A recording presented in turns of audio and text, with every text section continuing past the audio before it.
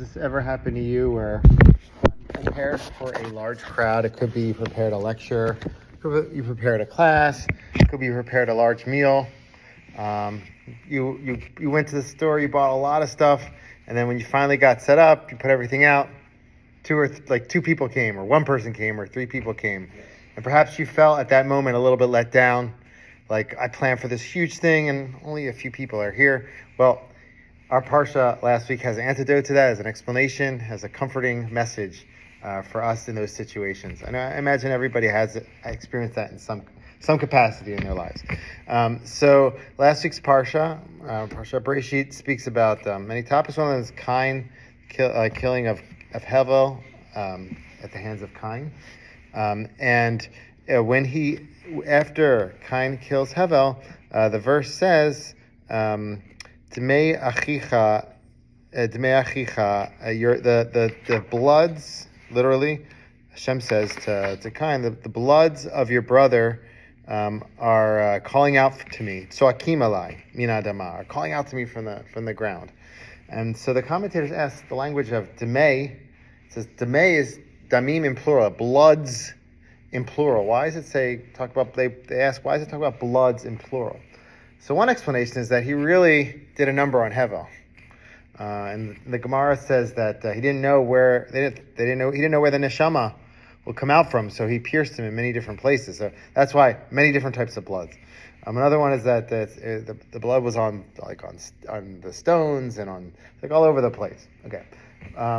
Another explanation in the Talmud, which Rashi brings as well, is that he didn't just impact his blood; he impacted the blood of many other generations to come. Because imagine how many millions, billions of people would have came from Hevel if Hevel would have survived. So through killing Hevel, he impacted many, many, many generations. And so that could be a nice message for us. When you do something negative to somebody, you're perhaps not just impacting them, you might be impacting the trajectory of their lives a certain way, in a negative way. And the opposite is the case as well. When you impact even one person in a positive way, you can change the trajectory of their lives, and you can impact generations to come. So Rabbi Yisachar Frand brings this story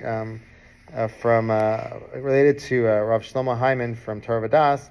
His student told this in his name. He says, one snowy day, only 3 Bachrim were able to make it to the shir. But Rav Hyman delivered this shir in his trademark style.